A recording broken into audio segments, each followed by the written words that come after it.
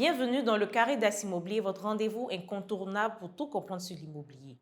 Que vous soyez un investisseur débutant, un professionnel chevronné ou simplement curieux, ce podcast est fait pour vous. Chaque épisode, nous recevons des experts dans le domaine de l'immobilier, des agents, des promoteurs, des investisseurs, des notaires, des architectes et bien d'autres encore. Ensemble, nous explorons les dernières tendances du marché, les stratégies à avoir, les réglementations à connaître et les conseils pratiques pour réussir vos projets. Notre mission, vous fournir les clés concrètes et aspirantes pour naviguer avec succès dans le domaine passionnant de l'immobilier.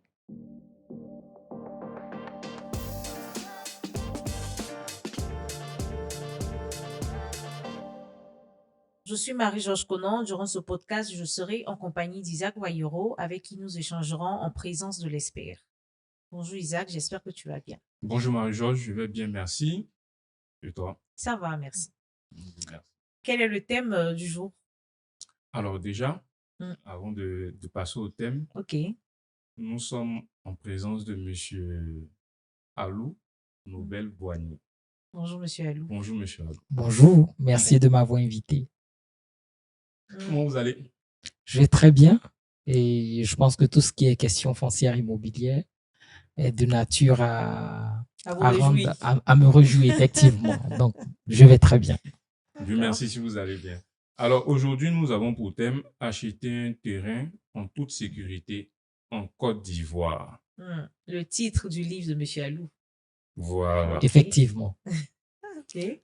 Ma première question est de savoir qui est Monsieur Alou, s'il peut se présenter pour nos internautes. Alors, se présenter est toujours difficile. Il faut dire que Alou Boigny Nobel, déjà un Ivoirien, voilà, qui a fait ses études en Côte d'Ivoire. Pour la petite anecdote, je suis allé à l'école un peu tôt quand même. Mes parents estimaient que j'avais des signes précoces d'intelligence en griffe. Donc déjà à 2 ans et demi, j'ai été scolarisé à l'école maternelle. À 2 ans? Oui, et puis bon, je suis resté dans le circuit scolaire et universitaire. J'ai fait aussi un passage au lycée scientifique de Yamoussoukro. Okay. J'ai intégré la faculté de droit, quelque chose que je voulais pas faire après mon bac. Mais je pense que Dieu dispose toutes choses. Et je suis allé à l'université de Cocody, où j'ai obtenu une maîtrise en droit, carrière judiciaire. Et à 22 ans, 23 ans, j'ai présenté le concours de la magistrature et j'ai été admis major national. Donc, wow. Je suis magistrat de profession. Okay. Mais voilà, je suis aussi auteur de ce livre pour lequel je suis là ce matin. Vraiment, vous avez une carrière, une brillante carrière. C'est à féliciter. Et on espère qu'avec vous, on pourra encore en tirer plus d'informations sur ce livre en question. Ma seconde question, c'est de savoir qu'est-ce qui vous a poussé à écrire ce livre et même à trouver ce titre pour ce livre? Alors, votre question, elle est très pertinente, hein, parce qu'il faut dire déjà que, comme je vous ai dit, je suis magistrat. J'ai eu des dossiers où je me suis rendu compte qu'il y avait beaucoup de conflits fonciers qui jonchent les prétoires des tribunaux. Deuxièmement, personnellement, et c'est le cas de tous les Ivoiriens, on a des proches, on a des personnes qui vivent des situations un peu malheureuses dans le secteur du foncier. Donc, j'ai des connaissances qui ont pris toutes leurs économies, voulant acheter un terrain et puis ça s'est soldé par une escroquerie, ils ont perdu tout leur argent. Et puis enfin, on se dit, bon, avec toutes ces connaissances qu'on a du secteur du foncier, parce qu'on a travaillé, on a fait des recherches profondes dans ce secteur-là, comment aider les Ivoiriens? Comment aider ceux qui veulent acquérir un terrain, une possession foncière? Et je me suis dit, la Côte d'Ivoire m'a tout donné, il faut que aussi je redonne. Donc, je suis donc au carrefour du donner, du recevoir par cet ouvrage. C'est donc l'amour des populations qui souffrent dans le secteur du foncier qui m'ont mené à faire cette lanterne-là, afin que chacun ait un guide, chacun ait une boussole. D'accord. Aujourd'hui, beaucoup de personnes s'inquiètent vraiment pour l'achat d'un terrain. C'est devenu vraiment un danger pour la population. Quel conseil vous pouvez donner pour quelqu'un aujourd'hui qui veut acheter un terrain dans un premier temps? Alors, déjà, je ne dirais pas que acheter un terrain, c'est vrai, avec tout ce qu'on entend, tout ce qu'on voit et les situations malheureuses pour lesquelles nous compatissons, mais moi, j'ai une approche un peu différente. Parce que vous savez, les abeilles sont là où il y a le miel. La recrudescence des conflits que nous observons, au contraire, montre du dynamisme économique du secteur foncier de l'immobilier. Ok, oui. Voilà, cette grande pression foncière-là traduit que le foncier est un secteur extraordinaire et que la Côte d'Ivoire est en plein essor. Ce faisant, chacun voudrait avoir une terre, soit à titre patrimonial, donc ça veut dire pour construire une maison, pour se loger ou même à titre d'investissement. Oui. Donc cette pression, cet engouement sur le foncier nous donne effectivement ces situations que nous voyons. Donc en premier lieu, je veux dire déjà, il ne faudrait pas se décourager d'investir dans le foncier, dans l'immobilier, mais plutôt avoir beaucoup de connaissances pour faire un investissement beaucoup plus éclairé. Parce que la Côte d'Ivoire sera l'un des pays les plus convoités, les plus enviés de notre continent dans les années qui arrivent. Et je pense que ce sont ces prémices-là qui créent toute cette pression. Et en termes de premier conseil que je peux donner, c'est vous dire, et ceux qui nous suivent, c'est la connaissance. Vous voyez, M. Wayuro, pour investir en bourse, on prend du temps pour aller dans des écoles de formation. Oui. Pour investir dans les finances, on prend du temps pour nous former. Et pour acheter des terrains, je constate avec regret que les Ivoiriens ne prennent pas le temps de se former. C'est ça. Les gens achètent des terrains simplement parce qu'on a dit un terrain est bien situé ou que le terrain répond à notre bourse. Non, il ne faut pas acheter un terrain parce qu'on a le prix qui va avec ou que c'est bien situé. On achète d'abord une documentation administrative et juridique conforme. D'accord. Ok. Et le premier conseil, c'est donc instruisez-vous et ce genre de podcast est bienvenu pour participer à la culture foncière des populations. Très belle introduction. Ça m'envoie à vous demander déjà, en Côte d'Ivoire, quels sont les types de terrains qu'on peut rencontrer? J'entends par type, paraît qu'il y a des terrains en zone urbaine, en zone rurale, terrains agricoles. Comment vous expliquez ça? Quels sont les types de terrains en Côte d'Ivoire? C'est ça. Alors, j'ai envie de parler un peu latin parce que je suis juriste de formation, mais Oui. je vais expliquer. Je pense en matière foncière, il y a ce que j'appelle la summa divisio, c'est-à-dire la plus grande division du secteur foncier ivoirien. On a deux grandes familles. On a le foncier rural et on a le foncier urbain. Ok. Aujourd'hui, on va s'appesantir un peu sur le foncier urbain parce que on voit beaucoup plus ce qui se passe dans le pays. Alors, en matière de foncier urbain, il faut simplement savoir qu'on a des terrains. Maintenant, les terrains sont issus de quel lotissement? Ou encore, ces terrains-là ont quels documents administratifs et juridiques? D'accord. Ce faisant, on va se rendre compte qu'on a des terrains qui sont dans des lotissements qui ne sont pas encore approuvés.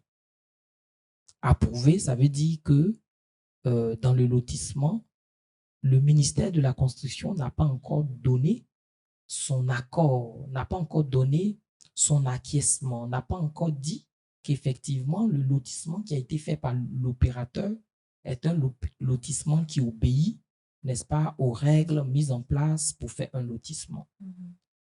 Et donc, on a des terrains qui sont issus de lotissements non encore approuvés. On a des lotissements qui sont issus, du moins des terrains issus de lotissements approuvés. À côté de ces deux catégories qui créent en réalité beaucoup de problèmes, parce que vous allez voir 90% des litiges qui sont décrits soit viennent de lotissements non encore approuvés ou de lotissements approuvés. À côté de ceux-là, on a des lotissements, donc des terrains qui ont, eux, des lettres d'attribution. Donc, troisième catégorie, on a des terrains qui ont des lettres d'attribution. La quatrième catégorie, ce sont les terrains qui ont des ACP, donc des arrêtés de concession provisoire. On dira l'occasion d'expliquer tout ça dans le fond de notre podcast. Et la 5e catégorie, ce sont les terrains qui ont un arrêté de concession définitive, qu'on appelle généralement ACD. Et enfin, on a les terrains avec des certificats de mutation de la propriété foncière. Voici ainsi résumé ces différentes catégories de terrains qui obéissent à des règles différentes d'achat. Donc, en fonction que le terrain est issu d'un lotissement en cours d'approbation ou pas, il y a des règles d'achat dans lesquelles que nous avons exposées dans notre ouvrage. OK. Quels sont les documents essentiels à vérifier avant d'acheter un terrain? Alors, déjà, on dira en premier, c'est l'arrêté de concession définitive.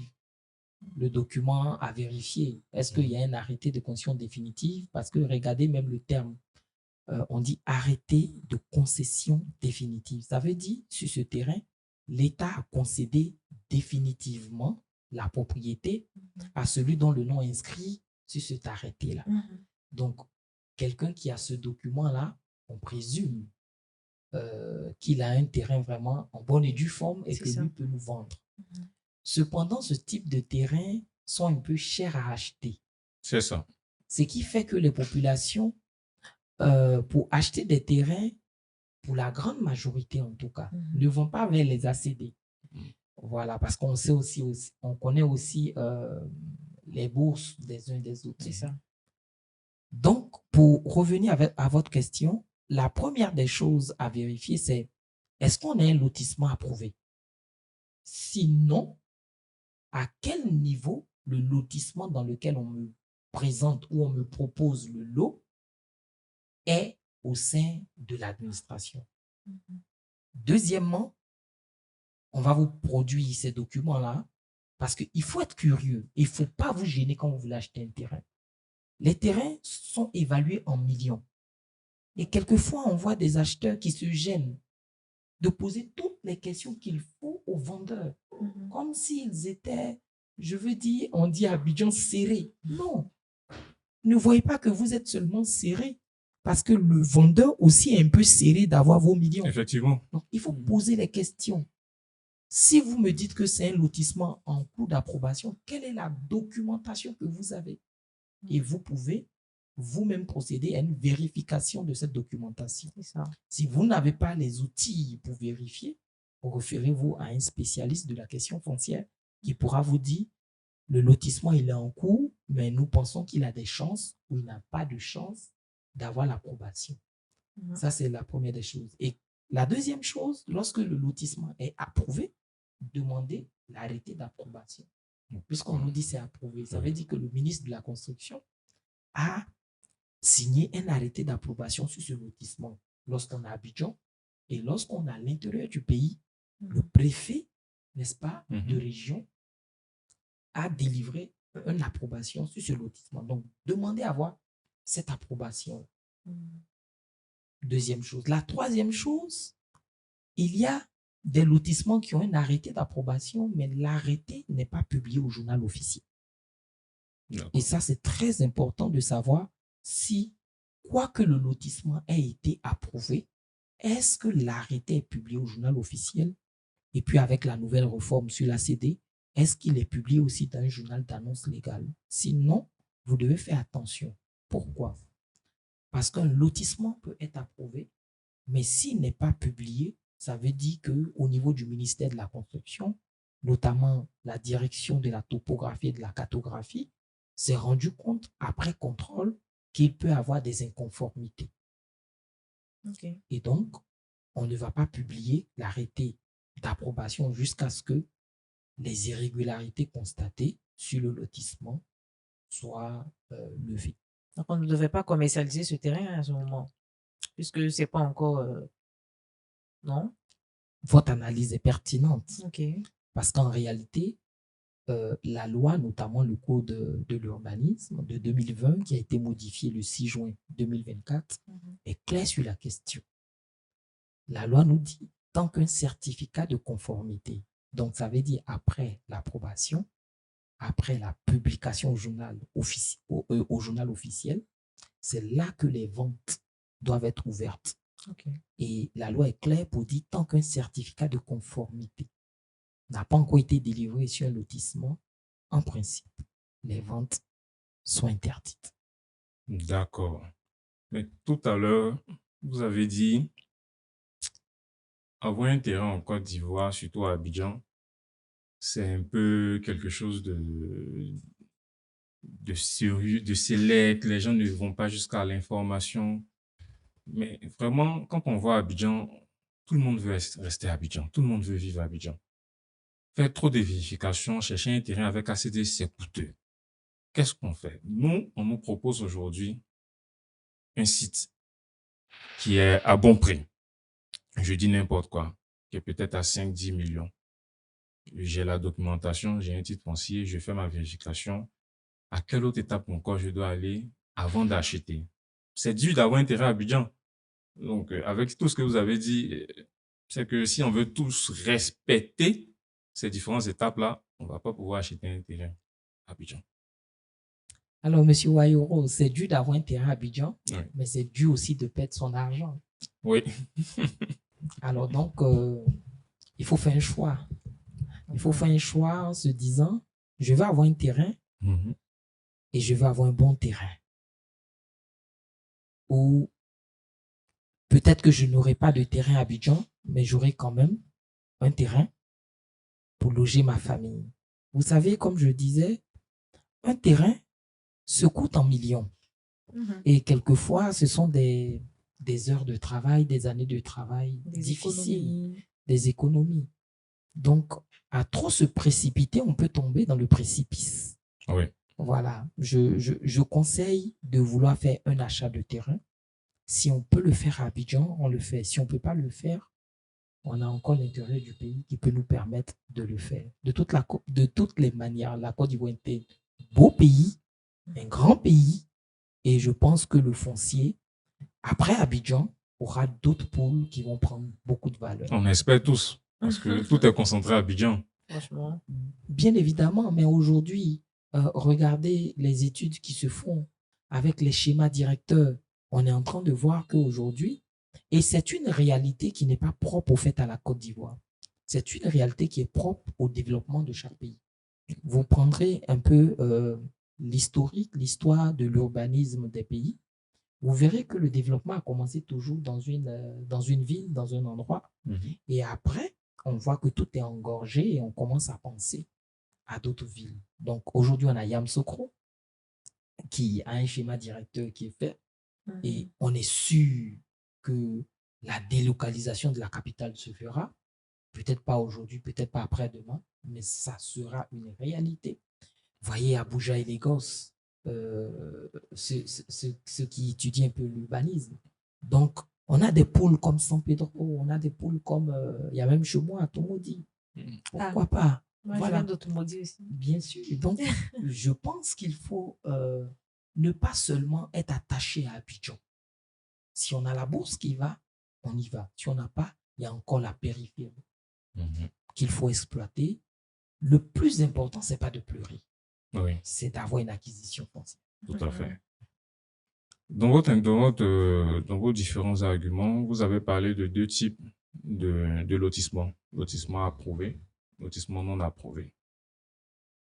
Parmi ces deux types de lotissement, lorsque une personne prend un terrain dans un lotissement approuvé, et même avant de prendre le terrain dans le lotissement approuvé, vous avez dit il y a la lettre qui doit figurer dans le journal officiel.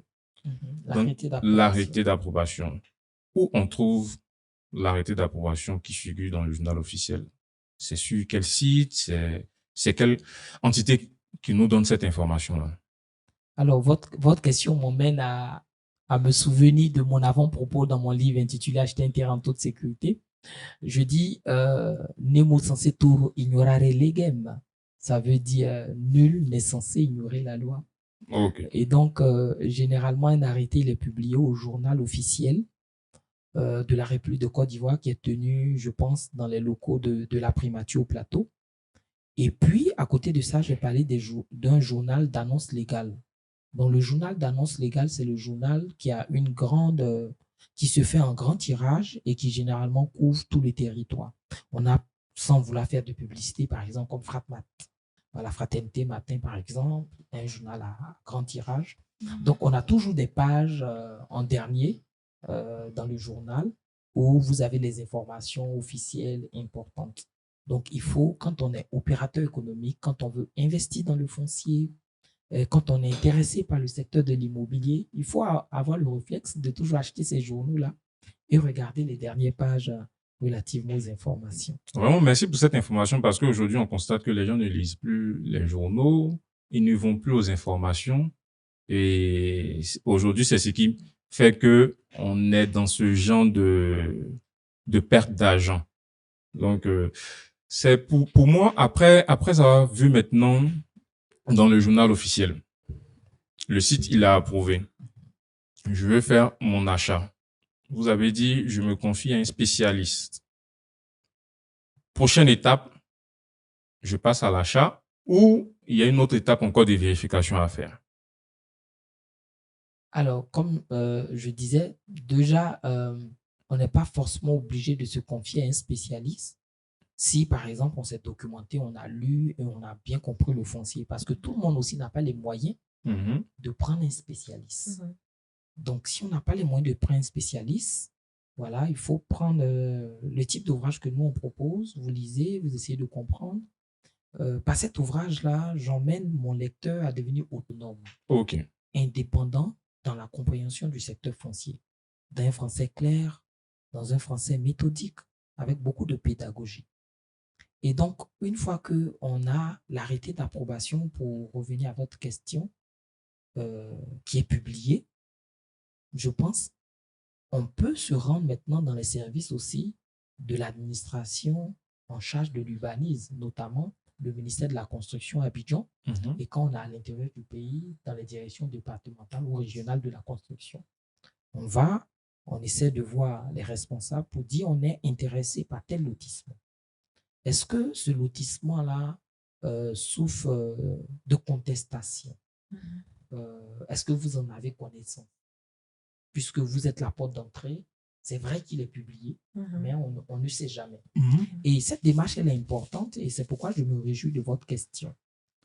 Pourquoi? Parce que quelquefois, un lotissement peut être approuvé, mais il peut avoir une mesure de sursis sur ce lotissement. Donc, vous voyez que l'arrêté est publié au journal officiel, mais le ministère de la Construction ou même le Conseil d'État prend une mesure de sursis sur ce lotissement parce qu'après le lotissement, il y a eu des contestations, soit des communautés villageoises, soit d'un opérateur qui estime avoir des droits depuis des années, mais qui n'a pas été consulté pendant l'enquête publique. Bref, il peut y avoir des contestations qui surviennent après même la publication au journal officiel.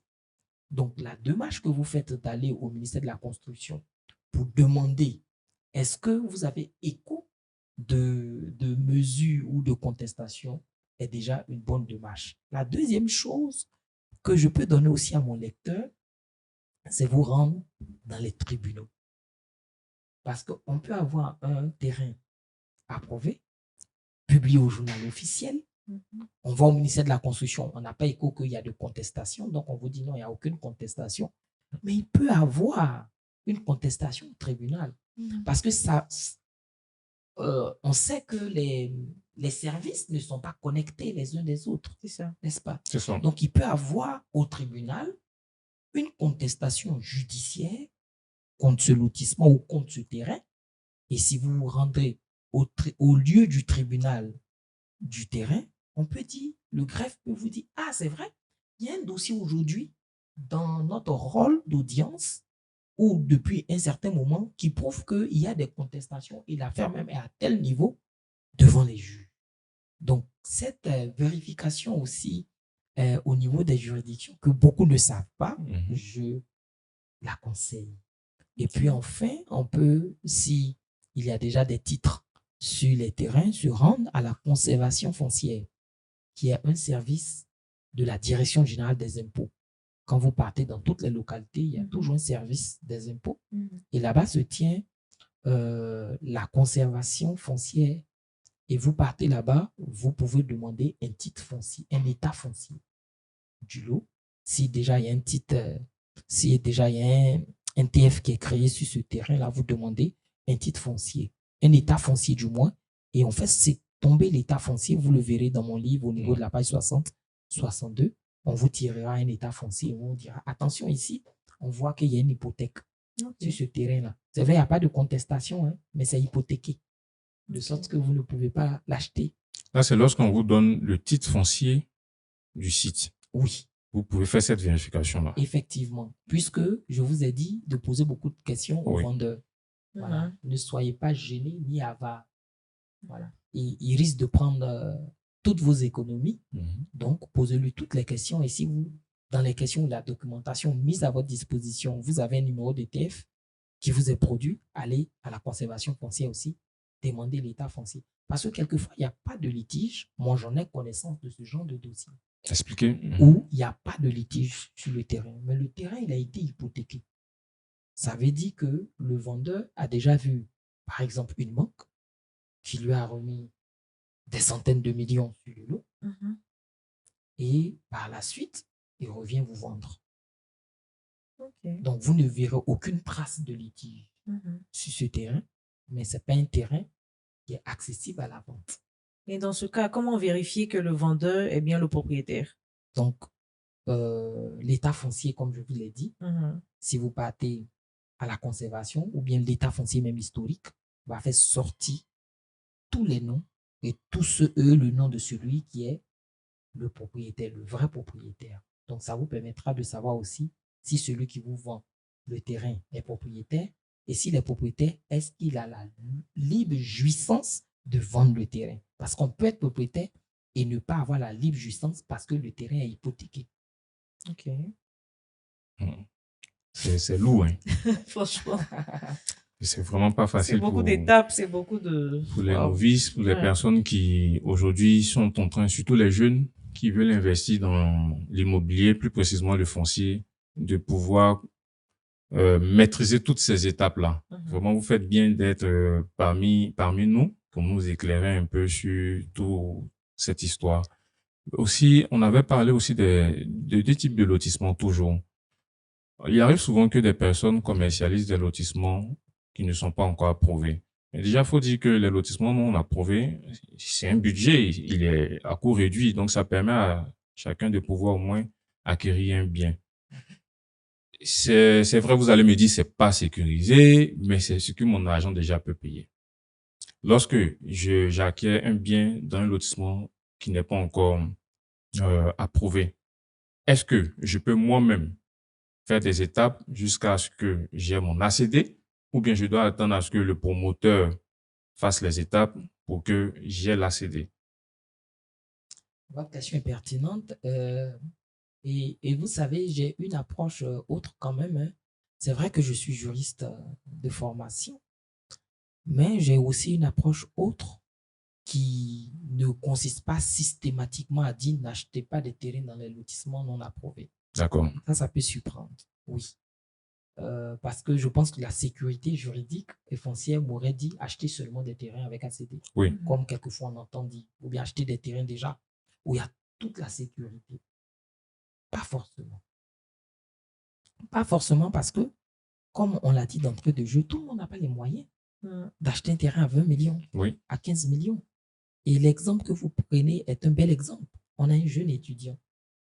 On a une personne qui se débrouille, comme on dit. Elle aussi. Et ce matin, je lisais la Constitution ivoirienne qui disait le droit de propriété est un droit garanti à tous les Ivoiriens. Donc, chaque personne a le droit d'être propriétaire. Maintenant, la question, c'est de savoir comment je fais. Plus on a les moyens, plus on n'a pas besoin d'accroître son intelligence. Parce qu'on peut avoir une batterie d'experts auto et puis bon, on paye. Mais moins on a les moyens, on doit accroître son intelligence, tout simplement, pour pouvoir faire une acquisition. Donc, ce que je peux dire, premièrement, l'opérateur qui mène le lotissement, c'est celui-là qui est le seul reconnu par l'administration pour suivre la procédure de lotissement. Donc, même si vous avez acheté un terrain, dans un lotissement en cours d'approbation, vous ne pouvez pas par vous-même faire les démarches. Parce que vous allez avoir un lot, deux lots. Mais le lotissement, ça peut être 100, 200, 300 lots. Donc, c'est tout un ensemble de lots. Et c'est l'opérateur ou la société immobilière ou celui qui est en charge, en tout cas le lotissement, c'est le seul qui est l'interface entre vous et l'administration. Donc, c'est lui qui est en charge de faire la documentation. Alors, vous, quelle doit être votre posture? Votre posture doit être, premièrement, est-ce que son lotissement est un lotissement qui a des chances de prospérer? Puisque là, on est en train de parler des lotissements en cours d'approbation, où les gens n'ont pas les moyens, mais ils veulent quand même là. Parce que là, les lots sont à 1, 2 millions, bref, en fonction de la zone. Donc, vous, en tant qu'acheteur, vous devez d'abord vous dire, est-ce que le lotissement a des chances de prospérer? Et donc, vous faites votre petite vérification. C'est situé où? Est-ce que il n'y a pas de contestation? La communauté villageoise est-elle associée à ce projet? Les propriétaires terriens sont-ils associés? Ils ont donné leur approbation? Est-ce qu'il y a déjà des avis conformes de la mairie et autres? Première étape. La deuxième étape, pour investir, faites une enquête avec ceux aussi qui ont déjà souscrit à ce projet. Okay. Est-ce que vous êtes satisfait? Est-ce que vous avez déjà maille à partir avec l'opérateur? Donc, cette petite enquête des autres souscripteurs, vous savez, en Afrique, souvent, on aime cacher nos projets. Oui, et alors pas que tout on dit. On aurait posé, voilà, où les sorciers vont nous empêcher de faire le projet. Affaire de terrain, là. Voilà. Or, si on prenait la peine de poser des questions à ceux qui sont déjà dans le projet avant, nous peuvent dire, ah, j'ai payé, ben, je commence à avoir des doutes. C'est bizarre, comme vous le dites. Je vous conseille pas trop. Donc, il y a aussi cette petite enquête d'autres personnes qui sont dans le projet avant vous. La troisième chose, c'est de regarder aussi la moralité de l'opérateur. C'est très important. Il a forcément un passé. Est-ce qu'il a déjà fait des lotissements à succès? Même si c'est pas à succès, on a 1 ou 2. Oui. Donc, déjà, il comprend le rouage. Parce que si c'est son premier lotissement, il vous embarque dans les erreurs. Pas forcément parce qu'il est de mauvaise foi, hein, mais vous savez, dans l'entrepreneuriat, dès le début, il y a toujours des erreurs à commettre qui forgent l'expérience de l'entrepreneur. Donc, si vous partez avec un entrepreneur dans le secteur du foncier qui a son premier projet, vous allez partager les erreurs avec lui. Vous serez le cobaye. Bien sûr. Donc, voici des éléments qui doivent vous permettre de savoir si je vais dans ce projet de lotissement qui est en cours d'approbation ou pas. Vraiment, là, on rentre encore une fois de plus dans le vif de notre sujet. Lorsque on a fini cette petite vérification et que on est satisfait ou pas, ça dépend maintenant de l'individu de soit continuer ou annuler son achat. Mais dans le chapitre 2 aussi de votre ouvrage, vous parlez de l'achat d'un terrain sans attestation des autorités coutumières. Qu'est-ce que ça veut dire? Alors, de plus en plus, c'est quand même réduit cette hypothèse, mais que ça existe encore. On a des personnes qui se font confiance. Elles disent, bon, notre terrain là, pour le moment, il n'y a pas encore d'approbation, mais je te propose de l'acheter. Et puis, elles saisissent soit à l'ordinateur ou à main levée. Elles se font des reconnaissances des dettes. Vous dites, je reconnais que monsieur, madame, X ou Z a acheté mon terrain à 1 million, par devant 2, 3 témoins, et il signe. C'est ce que j'appelle l'achat de terrain sans attestation coutumière. Là, c'est dangereux. Mais très dangereux. Très dangereux. Parce qu'on ne sait pas si vous êtes la 10e personne à qui on fait ça sur ce terrain. Est-ce que c'est pas ce qui fait qu'aujourd'hui, on a des personnes qui sont au moins 5 sur un même lot? C'est ça. Parce que les gens se font confiance. C'est mon oncle, c'est mon patron, c'est le beau-père de mon ami. Donc, souvent, les gens se font confiance sur la base de propos et même de visites, quelquefois, de sites. C'est ça. Avec des bornes, avec des poteaux électriques. Et ils lui disent, ça va prendre. Si tu ne te positionnes pas là, quand ça va devenir 10 millions, tu auras tes yeux pour pleurer. C'est ça. Et donc, ils font ces transactions. Mais non, je vous le dis, en matière foncière, et c'est vrai dans tous les pays, le foncier est très réglementé. Et deuxièmement, on ne fait jamais confiance quand il s'agit de faire sortir de l'argent. Donc, il ne faut pas. Vous voyez, en réalité, et on pourra en parler, la majorité des litiges que nous constatons aussi, c'est quoi? Il y a aussi une part de responsabilité des acheteurs et des populations dedans. Pourquoi? Alors, parce que je l'ai dit, investir dans le foncier, qui est d'ailleurs le plus grand de tous les biens sur Terre. Parce que n'oublions pas que nous sommes sur la planète Terre.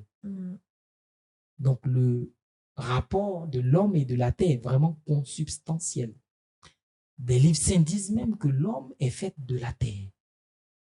Alors, on ne peut pas s'investir dans la Terre en remettant son sort à l'administration, uniquement en remettant son sort à un opérateur, en remettant son sort à un service commercial. Moi, en tant qu'homme, je suis fait de terre, je dois comprendre d'abord la terre parce que la terre et moi, c'est un partenariat. Et ce n'est pas quelqu'un qui devrait venir m'expliquer la terre. Voici pourquoi j'ai dit il y a quand même une grande dose de notre responsabilité. Encore, je ne dis pas que d'autres entités ont leur responsabilité à jouer, mais je me dis la question elle est d'abord personnelle de notre responsabilité. Et lorsque on parle, vous avez parlé de deux types, CMPF, ces gens de... C'est à quel moment on parle de ces genres de documents-là? Est-ce que pour un terrain qui a un ACD global et qu'aujourd'hui le client veut être pleinement propriétaire de son bien, c'est là qu'on parle de mutation, ou bien directement quand il a son ACD, il est totalement propriétaire? Je voudrais savoir, parce que ce sont des thèmes aussi techniques. Il faudrait que chacun de nous puisse comprendre à quel moment on parle de CMPF et d'ACD global, d'ACD aussi tout court. D'accord. Alors, c'est une question tellement pertinente. Je me demande s'il faut répondre par bris ou il faut prendre toutes les étapes pour pouvoir expliquer. Déjà, comme je l'ai dit, on va venir un peu à l'historique du foncier. Il faut dire que dans chaque État, il y a un choix à faire sur la propriété foncière. Il y a des États qui disent « je suis propriétaire de toute la superficie du pays ». Et il y a des États qui disent « la terre appartient aux populations ». On se rend compte que dans l'article 167 du Code de l'urbanisme, l'État est clair. L'État dit « toutes les terres, même les terres sans mètres et les terres agricoles, lui appartiennent. Donc l'État a déjà établi le principe de l'appartenance des 322 462 km² font partie de son domaine foncier. Mais l'État, en même temps, se dit certaines personnes peuvent vouloir devenir propriétaires d'une parcelle de ma superficie. Et donc, l'État va mettre en place une procédure. Je pense qu'à partir de ce podcast, on va comprendre beaucoup de choses. Oui.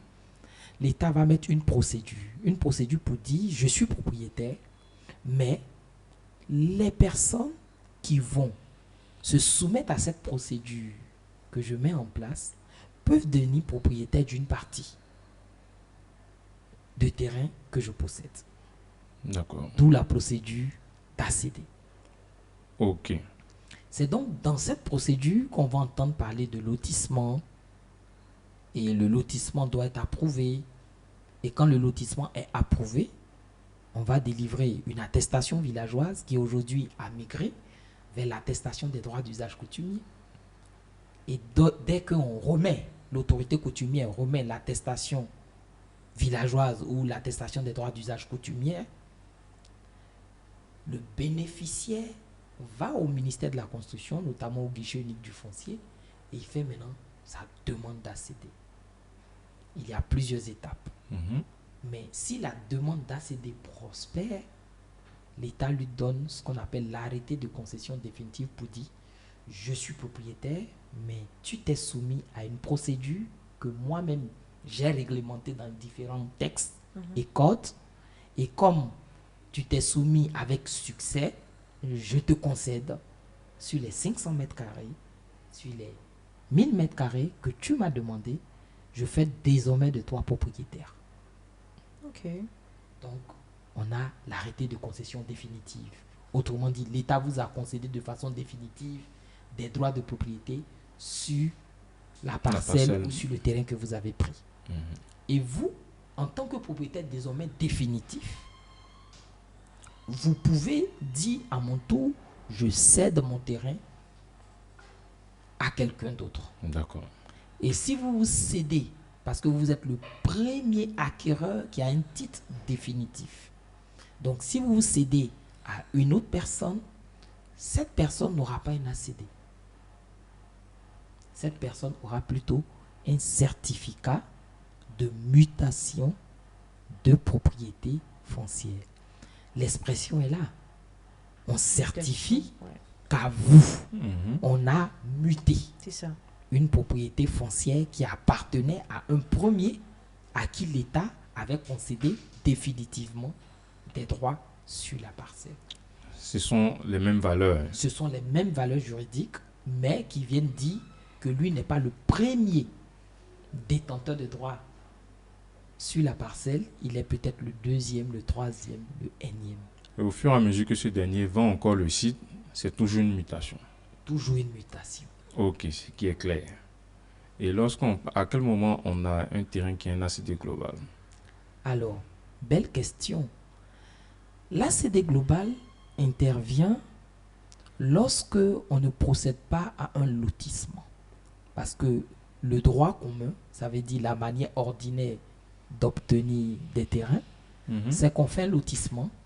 Le lotissement, il est approuvé. Oui. Et comme il est approuvé, on commence à vendre les lots et chaque bénéficiaire de lot demande un ACD. Il peut arriver que pour une grande superficie, on ne décide pas de faire un morcellement.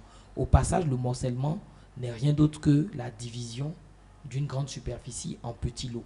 Donc on a 20 hectares, on va fractionner en 500 mètres carrés, en 400 mètres carrés, avec naturellement des règles d'urbanisme, avec des règles de viabilisation. C'est ça un lotissement. Mais on peut dire on a 20 hectares, mais on ne fera pas de lotissement. On va aller directement demander à l'État de faire de nous propriétaires de ce lot. C'est dans ce cas qu'on dit, en réalité le bon terme, ce que la loi appelle, c'est l'ACD hors lotissement. D'accord. Mais la pratique, les opérateurs fonciers, les entrepreneurs dans le secteur du foncier, les communautés villageoises ont appelé ça l'ACD global. Mais vous voyez, parce que je vous ai dit que ça englobe une grande superficie de terre. Donc la pratique a appelé ça l'ACD global. Sinon, c'est l'ACD obtenu en dehors d'un lotissement. D'accord. Voilà. En fait, c'est beaucoup entendu en Côte d'Ivoire. ACD global. C'est ça. Mais il n'y a pas de risque, non? Il n'y a pas de risque puisque si vous obtenez l'ACD, sur cette superficie aussi, l'État vous a concédé définitivement la propriété. Le risque viendrait, tout comme dans les lotissements, lorsque l'ACD est en cours. Ok. Parce que dans les lotissements, le risque est là lorsque le lotissement est en cours. Puisque pour le lotissement en cours d'approbation, rien ne justifie ou rien ne prouve que l'État va approuver à la fin ce lotissement, n'est-ce pas? Oui. Lorsque l'ACD hors lotissement, qu'on appelle ACD global, est aussi en cours, rien ne prouve que l'État va concéder définitivement les droits de propriété à celui qui a fait la demande, fût-il une société ou une personne physique. Et généralement, le risque est là parce que les opérateurs vendent déjà les lots sans avoir obtenu l'approbation pour les lotissements ou sans avoir obtenu encore l'ACD pour les ACD qu'on appelle global. Et ce que je vois, quelquefois ça me fait un peu rire, La Bible dit, je suis chrétien, la Bible dit, mon peuple périt par manque de connaissances. On voit que quelquefois, l'ACD global est en cours et le vendeur propose ou présente comme document justificatif pour convaincre le vendeur, il lui propose un ordre de recette où il est écrit dessus ministère de la construction en tête et effectivement demande d'ACD. Généralement on appelle ça l'ordre de recette. Il lui produit l'ordre de recette. Le vendeur produit aussi un plan topographique, un extrait topographique. Il peut lui produire quelquefois d'autres documents qui prouvent que l'administration est en train d'examiner la demande d'ACD globale. Et voici ces documents-là qui sont présentés au vendeur et le vendeur convaincu et met à la disposition du vendeur plusieurs millions. Mais ce n'est pas parce que vous vous êtes inscrit pour présenter le bac, on vous a donné une collante, une convocation, même une carte d'identité que vous allez avoir le bac. Rien ne prouve que vous aurez le bac. Malheureusement, juste sur la documentation produite pour dire qu'on a un dossier en cours pour une demande d'ACD, on achète des terrains. Et après, quand on n'a pas acheté, on n'a pas obtenu effectivement le terrain, on est offusqué aussi. Oui. Voilà. Voici pourquoi je dis, il y a aussi une question de responsabilité personnelle. Ça, c'est vrai. L'État doit jouer sa part, mais les acheteurs doivent aussi jouer leur part. Aujourd'hui, l'État joue sa part en cherchant à créer, on parle de l'ADU. On entend ici et là l'ADU. Pour vous qui êtes magistrat dans le droit, est-ce que vous pouvez nous en dire plus sur l'ADU? Est-ce que c'est quelque chose qui va vraiment aider la population ivoirienne dans l'achat de terrain? Est-ce que ça va sécuriser les achats de terrain? Ou bien il y aura encore beaucoup de temps avant que cela soit vraiment concret?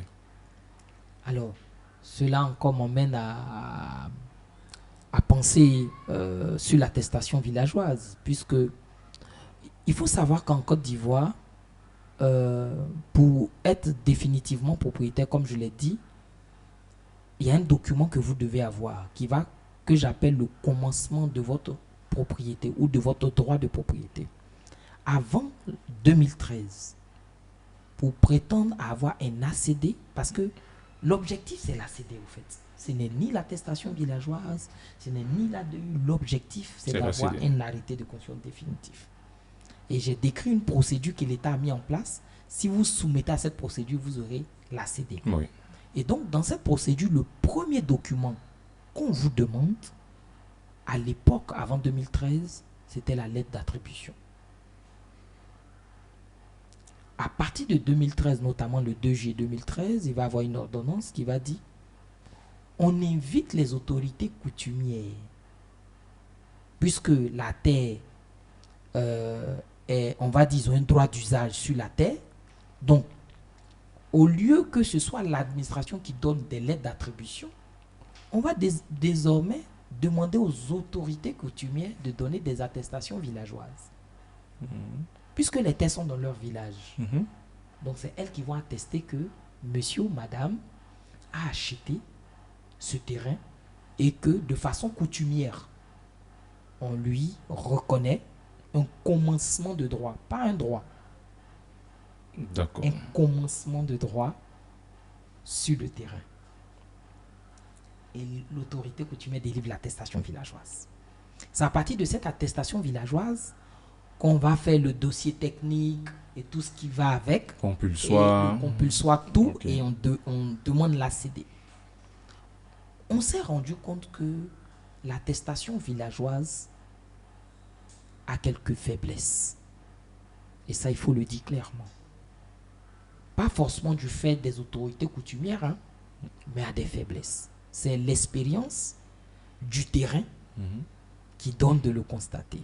Première faiblesse, c'est qu'aujourd'hui, avec les nouvelles technologies de l'information et de la communication, on peut d'un cyber reproduire une attestation villageoise. Deuxième faiblesse, il est facile d'imiter la signature. du chef, par les escrocs naturellement. Oui.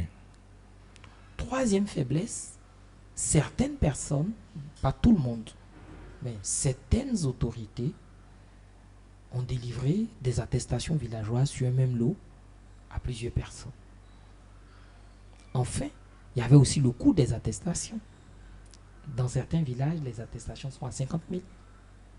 Dans d'autres villages, on va jusqu'à 1 million. Wow. Donc, l'État s'est invité à dire, si l'attestation villageoise a des faiblesses, qu'est-ce qu'il faut faire? On dit, bon, comme les communautés villageoises n'ont pas suffisamment de moyens techniques et technologiques pour faire un document sécurisé, nous, l'État, on va faire ces documents sécurisés pour eux. Ok. Donc, un papier sécurisé avec des stickers, avec des hologrammes, avec un QR code qui permet de sécuriser ce document pour éviter les falsifications. Pour éviter aussi que le document soit délivré en même temps à plusieurs personnes. J'ai établi d'ailleurs dans mon livre la règle de une ADU, un terrain. Ok. Désormais, avec l'ADU, on va établir ce principe de une ADU, un terrain. Ce faisant, l'État prend en charge de créer, de délivrer, d'établir une ADU bien sécurisée, mais qu'il remet par la suite aux autorités coutumières qui apposent leur signature et qui délivrent aux bénéficiaires. D'accord. La bonne chose encore avec l'ADU, c'est que ça ne sera pas seulement un document délivré uniquement. Chaque attestation des droits d'usage coutumier sera reliée à un terrain. Et comment relier à un terrain? Parce que chaque terrain aura déjà un titre foncier créé, enregistré par les services du cadastre. Donc chaque terrain sera déjà au préalable immatriculé. Et après l'immatriculation du terrain, on va délivrer l'ADU. Et cette ADU sera maintenant remise par l'autorité coutumière aux bénéficiaires. De sorte que, même si on veut falsifier, on est sûr que l'ADU répond à un terrain déjà immatriculé. Donc ça sera un faux document, mais lorsqu'on va interroger le système, le vrai propriétaire sera automatiquement identifié, informé. Surtout qu'on a un QR code qui vous permet aujourd'hui, même en ligne, de scanner et d'avoir l'information en temps réel. Donc, dans l'avenir, chaque ADU aura un QR code. Tout ADU qui sera délivré, même pas dans l'avenir, aura un QR code. Dès maintenant, s'il y a des ADU qui sont délivrés, ils auront un QR code. Donc, c'est une très belle innovation et je pense qu'il va résoudre les problèmes que nous constatons. Vous voyez aujourd'hui tous les problèmes qu'on constate. Ouais. Plusieurs personnes sur un même terrain, C'est dangereux, une ça. ADU. Oui. Et du moins une attestation. Une attestation, oui. Donc ça va corriger profondément. Intéressant. Mais vous avez dit, lorsqu'on veut demander, on veut faire l'achat de l'attestation villageoise, c'est 50 000, soit 1 million. L'ADU va être combien comme ça? L'ADU n'a pas de coût d'après ce que le ministère de la Construction a déjà dit dans les différents communiqués. L'ADU est à titre gratuit. Ok. D'après toutes les lectures et les informations que j'ai eues. En espérant que ça ne change jamais. Sauf changement ultérieur. Mais je comprends la gratuité. Déjà, la gratuité, pourquoi? Parce qu'on pourrait dire que les autorités coutumières établissaient avec leurs propres moyens l'attestation villageoise. Raison pour laquelle ils facturaient. Ils facturaient. Ok. Puisqu'il faut payer un ordinateur, il faut avoir une imprimante, il faut avoir de l'encre, bien sûr. Mais si aujourd'hui tout le process de délivrance est pris en charge par le ministère et qu'on demande à l'autorité coutumière de signer, bon, je pense que c'est par là la gratuité.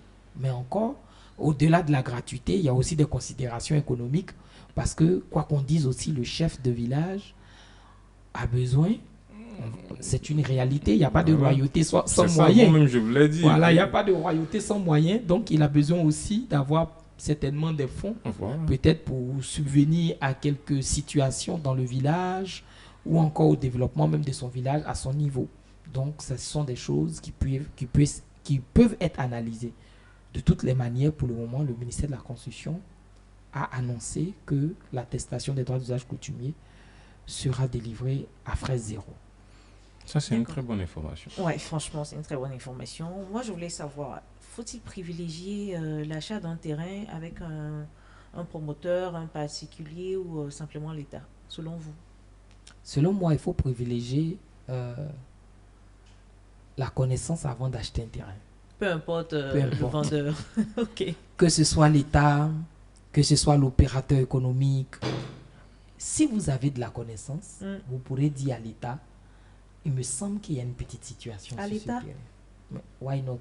Puisque l'État même a fait des procédures, D'accord. n'est-ce pas? L'État a fait des procédures. Ouais. Ça peut arriver Mhm. qu'il peut avoir soit des omissions ou on n'aurait pas bien lu Mhm. quelque chose. Donc, vous pouvez dire, j'ai l'impression, si c'est l'État qui est votre vendeur, C'est ça. n'est-ce pas? Mm. Si c'est un opérateur, fait-il chevronner? Si vous avez un minimum de connaissances, vous pouvez dire ceci ou cela. Moi aussi, j'achète des terrains, Mm. mais je ne me fie pas Mhm. à ce que l'opérateur le plus chevronné me dit. J'achète parce que je comprends.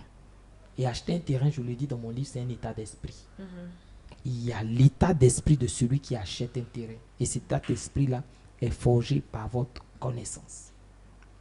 Ok, d'accord. Monsieur Alou, vraiment, c'est un grand plaisir pour nous de vous avoir reçu aujourd'hui. Il faut dire que forcément, on aura une autre rencontre encore avec Franchement. Maître, si vous me permettez, Maître Alou. Je préfère Monsieur Alou. Ah, ok. C'est beaucoup plus simple. On aura D'accord. vraiment une autre rencontre et pour mieux décortiquer ce beau livre, mais où on peut le trouver? Ce livre, il est disponible à la Librairie de France, Ok. à la FNAC Cap Sud et Cap Nord. Il est disponible également à la librairie Carrefour Siloué à Cocody Saint-Jean. Et aussi, nous avons nos collaborateurs, voilà, qui peuvent procéder aux livraisons de ceux qui le veulent. Donc, si vous me permettez, je peux donner un numéro de Bien sûr. téléphone. Voilà, vous pouvez appeler le 07 02 71 72 73. Le 07 02 71 72 73. Le livre est disponible 24 heures sur 24. Et je voulais dire pour ceux qui sont à l'extérieur du pays, notamment la diaspora, le livre est disponible sur Amazon. C'est un livre très demandé par la diaspora aujourd'hui. Donc, il est vendu en Europe, il est vendu au Canada, aux États-Unis et en Amérique latine. On pourra aussi vous laisser le lien Amazon, ou vous partez sur Amazon, vous tapez acheter un terrain en toute sécurité en Côte d'Ivoire, vous aurez votre livre. Futur best-seller. Merci beaucoup. Merci. Merci infiniment, Monsieur Alou. Ce fut un plaisir. Franchement, si on veut continuer, on va finir, comme on dit. Donc, on va vous remercier pour avoir accepté notre invitation. Et on espère qu'on aura l'occasion de vous revoir. Pourquoi pas pour un tome 2? Parce que l'immobilier, ça ne finit jamais. Et puis, voilà. Aux différents abonnés, on va vous demander de suivre ce podcast et puis de rester connectés pour la suite. Merci beaucoup et à très bientôt.